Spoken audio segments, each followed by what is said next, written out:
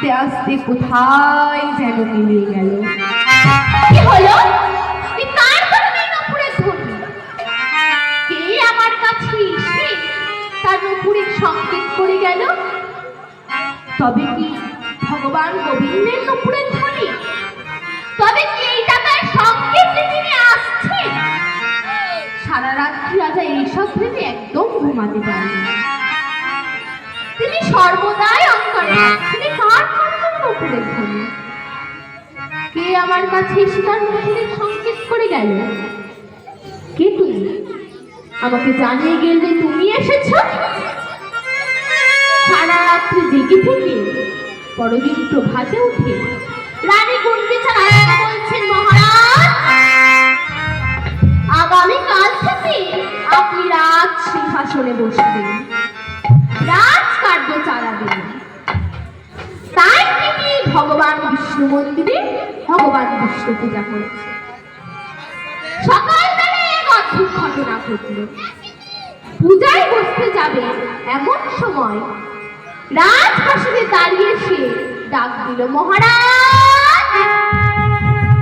একটি দাঁড়িয়ে তুমি এখানে? মহারাজ, রাত্রি প্রভাত হওয়ার পূর্বে দাঁড়িতে একজন ব্রাহ্মণ বালক এসেছে, সে আপনার দর্শন চায়। ব্রাহ্মণ বালক দাঁড়িয়ে তুমি সেই ব্রাহ্মণ বালককে গিয়ে বলো আমি এখন পূজায় বসেছি, পূজা শেষে আমি তখন রাজপ্রাসাদে রাজ সিংহাসনে রাজমুকুট পরে বসবো, তখন তার সকল কথা শুনবে, তার আগে নয়। রাজা তাড়াতাড়ি পূজা সেরে রাজমুকুট পরে রাজপ্রাসাদে রাজ সিংহাসনে যখনই এরা বসেছেন, অমনি সবার মুখে রাজার জয়ধ্বনি হলো, জয় মহারাজ ইন্দ্রদুম্নের জয়, মহারাজ ইন্দ্রদুম্নের জয়। সঙ্গে সঙ্গে সেই ব্রাহ্মণ বালকটিও বলে উঠল, জয় মহারাজ ইন্দ্রদুম্ন কি জয়। এই ব্রাহ্মণ বালক রাজপ্রাসাদে এসে রাজার জয়ধ্বনি দিচ্ছে, তিনি আর কেউ না, তিনি হলেন শরণ নারায়ণ। ব্রাহ্মণের বেশ ধরি দেব নারায়ণ, রাজার সম্মুখে আসি দিল দর্শন।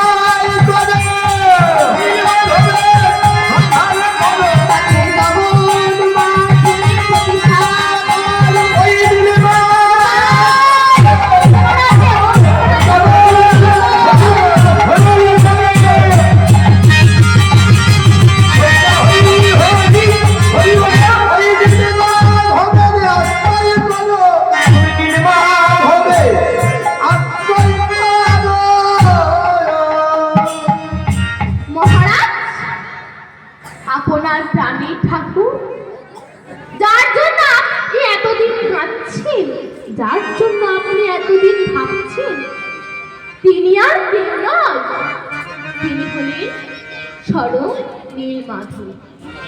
তাই মহারাজ, আমি আপনাকে অনুরোধ করছি, আপনি নীলমাধবের সন্ধান করুন, শুনুন বলি তাহার নাম, কিভাবে তাকে প্রতিষ্ঠা করবেন, তিনি এখন এই জগৎ মাঝে কোথায় আছেন।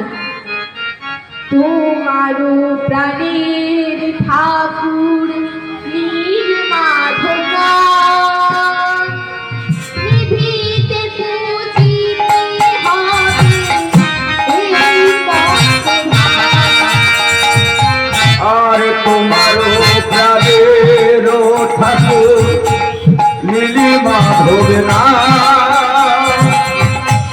নিভিতে পুজিতে হবে এই মতধার।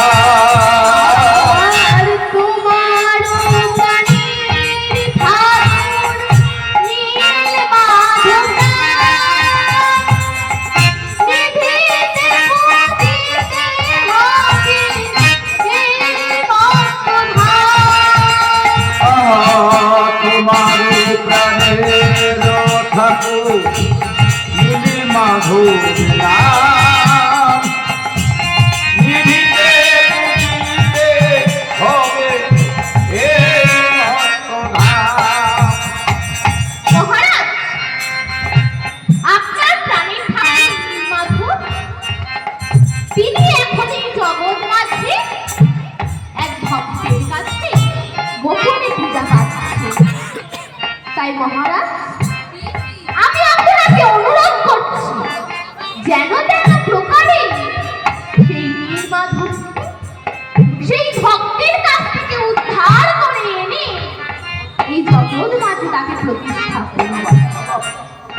আনিবে তাহারে তুমি আপন আগারে, আনিবে তাহারে তুমি আপন আগারে, আনিবে তাহারে তুমি আপন আগারে, আনিবে তাহারে তুমি আপন আগারে, করিবে মহিমা প্রচার জগৎ মাঝারে।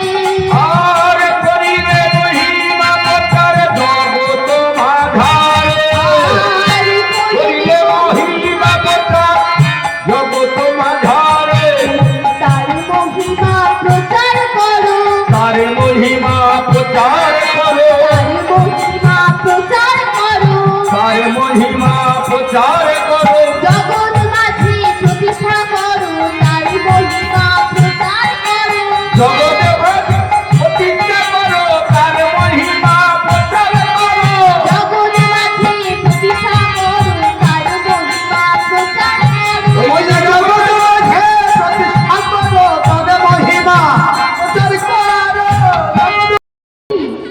হাসতে হাসতে কোথায় রাজা ডাকছে, বালক বালক, কোথায় গেল সেই বালক? দৈববাণী হলো, মহারাজ ইন্দ্রদুম্ন, আপনার আমি আজ আপনাকে ব্রাহ্মণ বালকের বেশ ধরে দেখা দিলাম, আমি নীলমাধব। তাই আমি আপনাকে আদেশ করে গেলাম যে আমি এই জগৎ মাঝে আপনার দ্বারা প্রতিষ্ঠা পেতে চাই, আমি এই জগৎবাসীর পূজা পেতে চাই।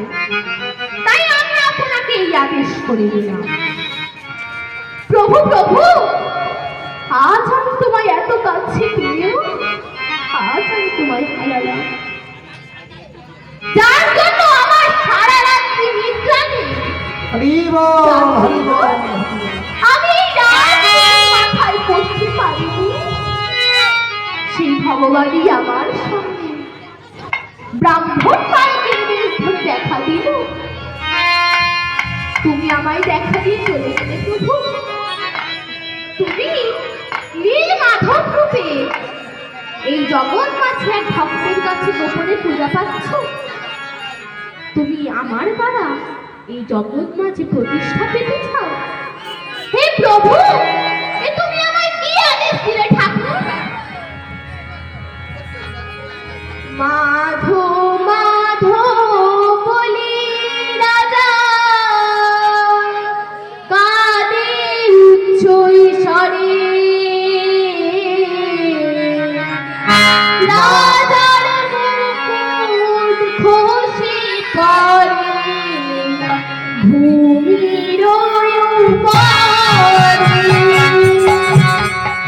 এবার মাধব মাধব বলি রাজা আগে উত্তরি ধরে রাজা খোঁজে পড়ে ভূমি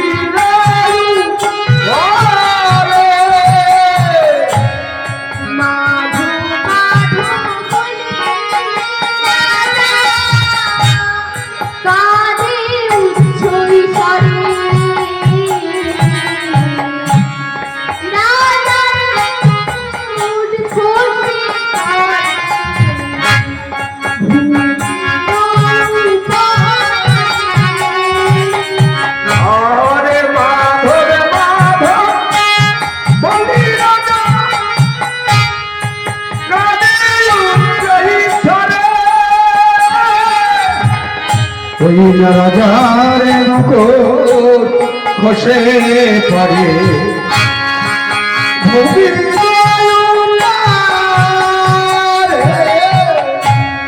রাজার মুকুট খসে পড়িল ওই রাজার মুকুট খসে পড়িল রাজার মুকুট খসে পড়িল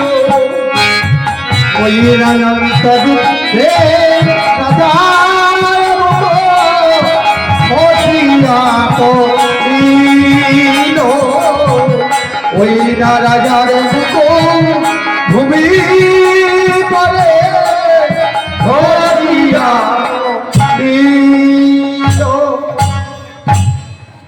মাধব মাধব বলে উচ্ছ্বই ঝড়ে রাজা কাঁদছে। রাজার মাথায় যে রাজমুকুট ছিল, যে ভক্ত মাধবের জন্য কাঁদে, সেই ভক্তের মাথায় কি অলংকার মানায়? তাই রাজার মুকুট রাজার মাথা থেকে মাটিতে খসে পড়ে গেল। রাজা অঝর নয়নে কাঁদছে আর বলছে, কে আছো কোথায় আজি মাধবেরা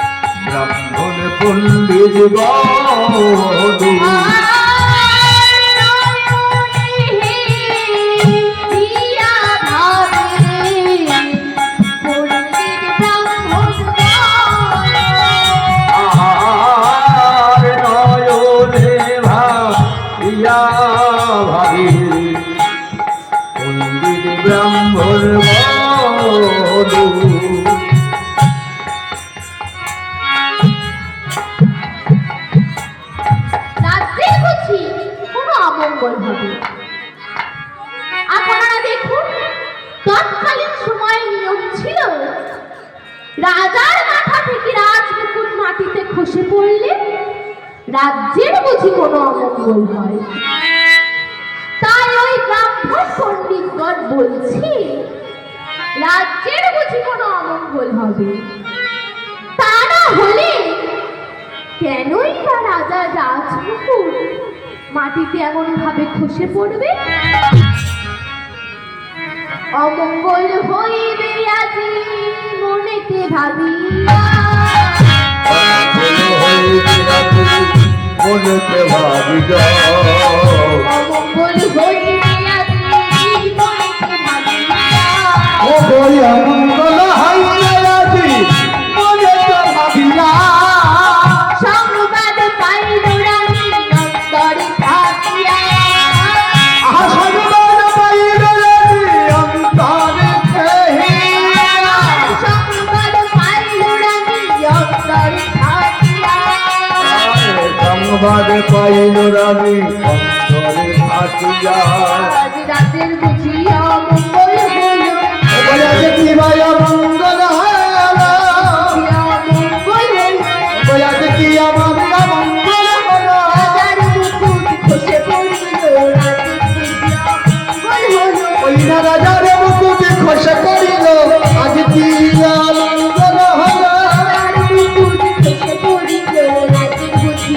অমঙ্গল, ওই না রাজার মুকুট খসে পড়িল, আর আজ কি অমঙ্গল হলো, রাজার মুকুট খসে পড়িল, রাজার মুকুট খসে পড়িল, আজ কি অমঙ্গল হলো, রাজার মুকুট খসে পড়িল, রাজার মুকুট খসে পড়িল। রানী গুন্ডিচা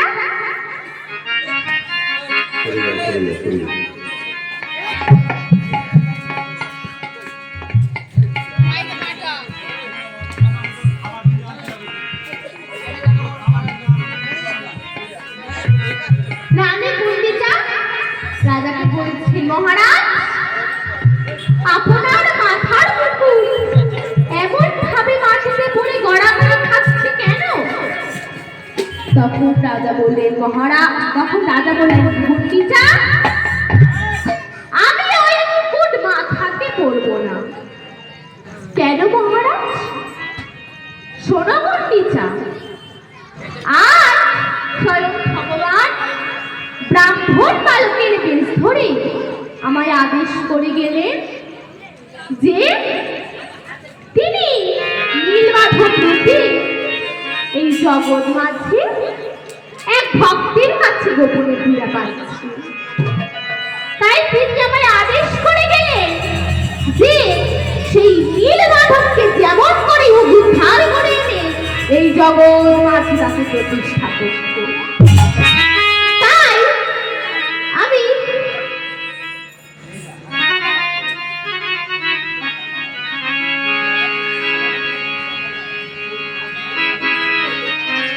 কৃষ্ণ নন্দ ভরে, কৃষ্ণ নন্দ ভরে,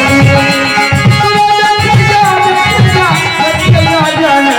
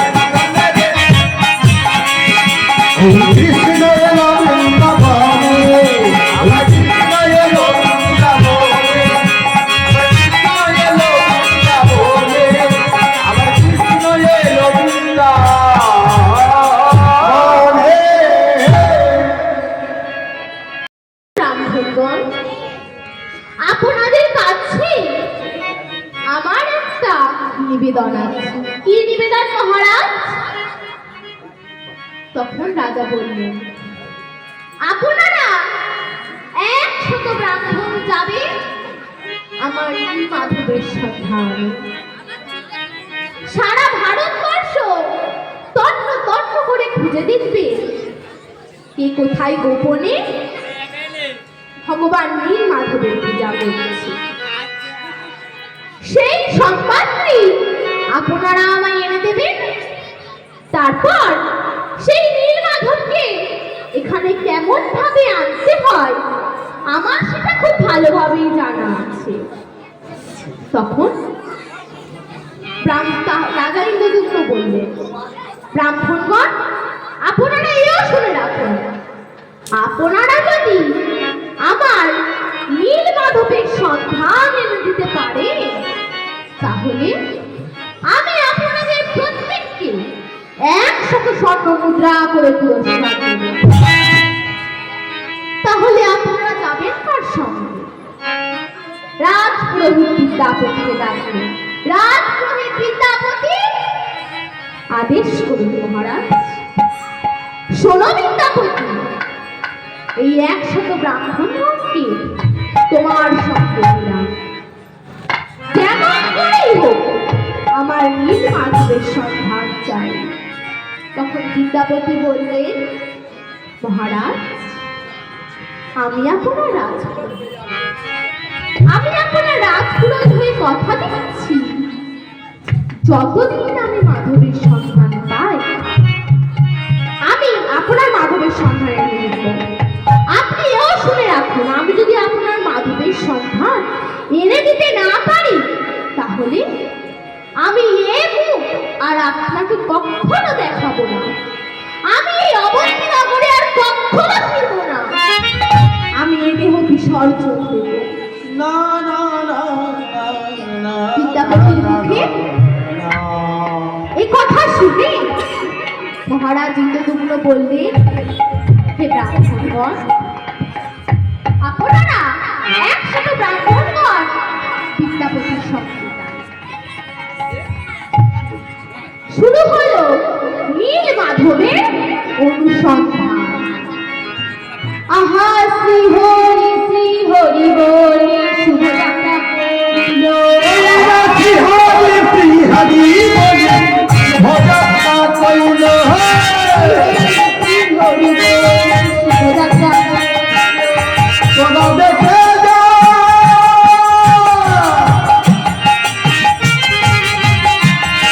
তোরা দেখে যা,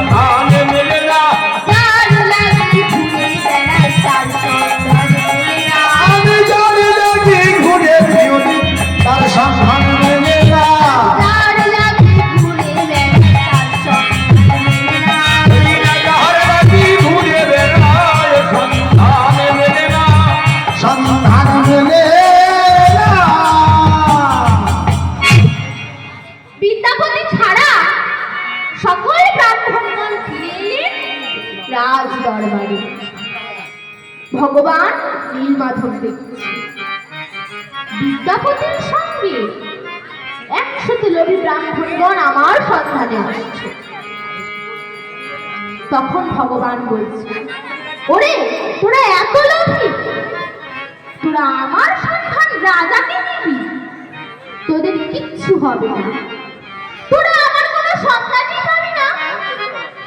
তাই পথে প্রবল বেগে শুরু হলো ঝড়।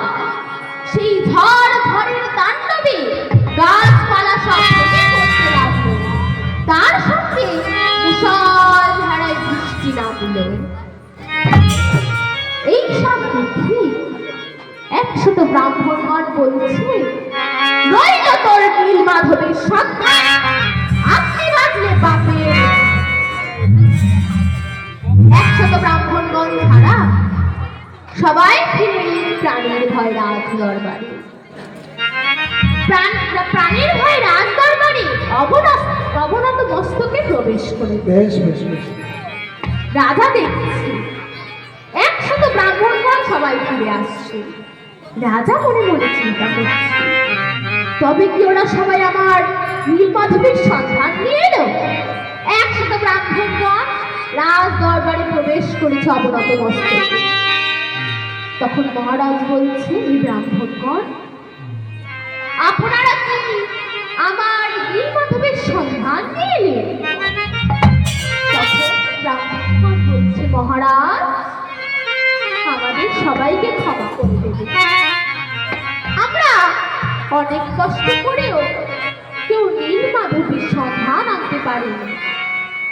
পথে প্রবল বেগে ঝড় বৃষ্টিতে আমরা যে যার প্রাণের ভয়ে পালিয়ে এসেছি।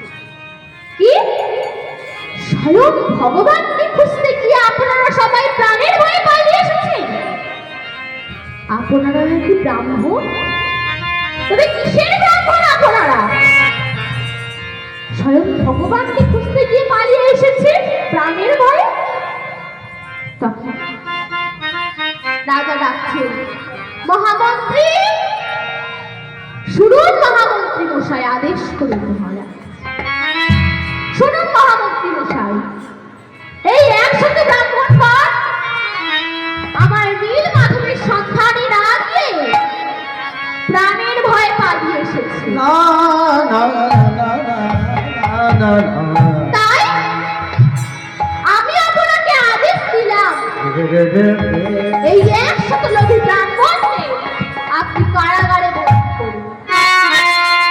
আপনি দেখে নিন সকল ব্রাহ্মণ ঠিক আছে কিনা।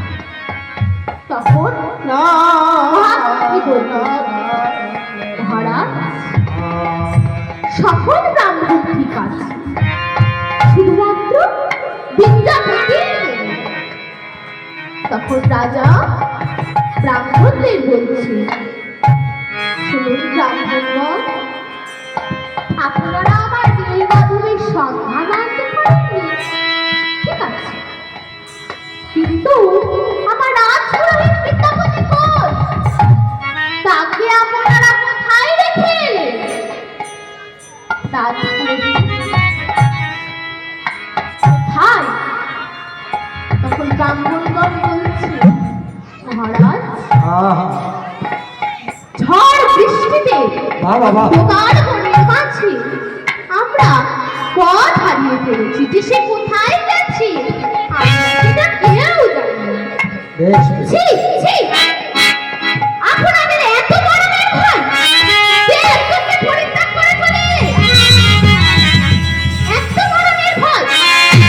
তাহলে আপনারা সবাই শুনে রাখুন, আমি যতদিন না মাধবের সন্ধান পাই আর রাজপুরোহিত বিদ্যাপতির সন্ধান না পাই, ততদিন আপনারা এই কারাগারে বন্দী থাকবেন। আপনারা এও শুনে রাখুন, আমি যদি এর মধ্যে কারোর কাছ থেকে সংবাদ পাই যে আমার রাজপুরোহিত বিদ্যাপতি মারা গেছে, তাহলে আমি আপনাদের নিজে হাতে মস্তক ছেদন করব। তাতে যদি আমার ব্রাহ্মণ দায়ী হতে হয়, বাবা বাবা তাও আমি হব, কিন্তু আমার রাজপুরোহিত বেশ বেশ। বিদ্যাপতি রাজ আদেশ পালনে ব্যস্ত। যেমন করেই হোক ভগবান নীলমাধবের সন্ধান চাই। বিদ্যাপতি নামে ব্রাহ্মণ নাইলো ঘরে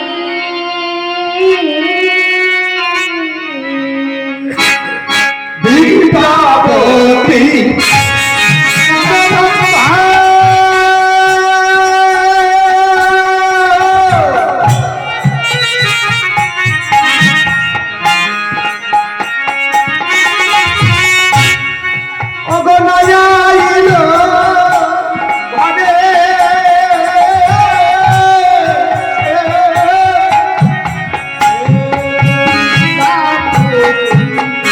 নামে ব্রাহ্মণ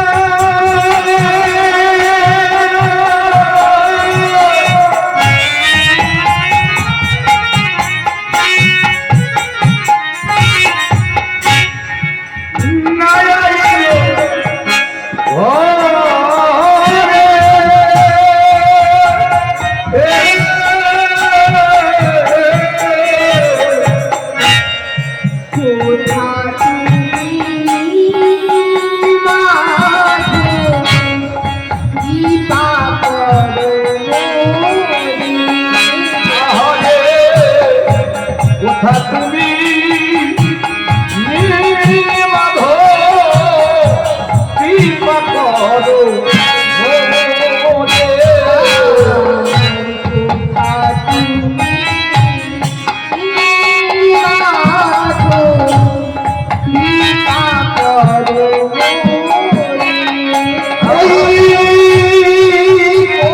তুমি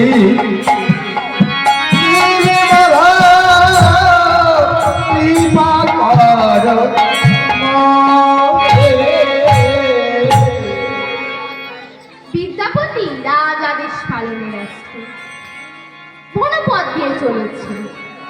আজ ভগবান ভক্তকে পরীক্ষা করছে, দেখি ভক্ত পথ চলতে পারে কিনা। তাই পথে শুরু হলো প্রবল বেগে ঝড় বৃষ্টি। সেই ঝড় বৃষ্টিকে উপেক্ষা করে বিদ্যাপতি চলেছে মাধবের কাছে। শুধু মুখে বলছে, হে মাধব, কত দূরে তুমি আছো? তবে কি তোমার দর্শন আমি কোনোদিনই পাবো না? বিদ্যাপতি হঠাৎ চলতে চলতে সামনে দেখতে পেলে যে একটি বিষধর সর্প ফনা তুলে দাঁড়িয়ে আছে। তখন যেই আজ ভগবান ভক্তকে ভয় দেখাচ্ছে, দেখি ভয় পেয়ে ভক্ত পথ চলতে পারে কিনা। যে সাপটি ছোবল মারতে যাবে, অমনি বিদ্যাপতি উচ্চ স্বরে বলে উঠল, হে মাধব।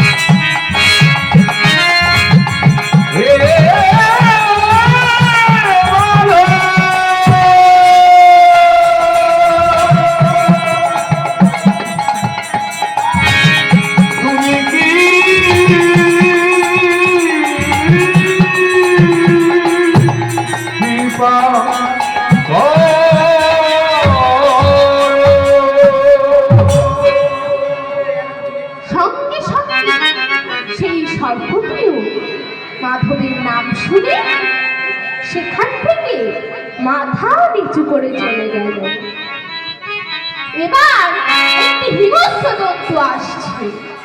বিদ্যাপতি হরিভাবে বিভোর হয়ে সেই জন্তুটার কণ্ঠটা জড়িয়ে ধরে বলছে, হে দয়াময় শ্রী মধুসূদন, কৃপা করো দিনজনে। বিদ্যাপতি আর কত পথ চলবে? বিদ্যাপতি আর চলেছে ভগবান নীল মাধবের সন্ধানে। নীল মাধব সন্ধান লাগি দেশান্তরে ঘোরে, সন্ধান মেলে না তার নয়নের বাড়ি ঘরে। আর কৃষ্ণ সন্ধানের লাগি এখানে তরে ঘোরে, সন্ধান মেলে না তার নয়নের বাড়ি ঘরে। মাধবের সন্ধান লাগি দেশান্তরে ঘোরে, সন্ধান মেলে না তার নয়নের বাড়ি ঘরে। আহার মাধবের সন্ধানের লাগি যেখানে করে ঘোরে, সন্ধান মেলে না তার নয়ন বাড়ি ঘরে। দেখা দাও, দেখা দাও হে, একেবারে বল দেখা দাও, আমায় দেখা দাও হে। বাবা, দেখা দাও হে, আমায় দেখা দাও একবার, দেখা দাও হে। কথা নীল মাধব, দেখা দাও, দেখা দাও হে। ওই না কোথাও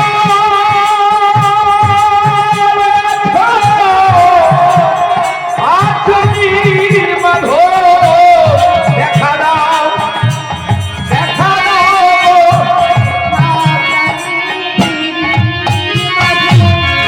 দেখা দাও, দেখা দাও হে। ওই না কোথায় আছে নীল মাধব, দেখা দাও,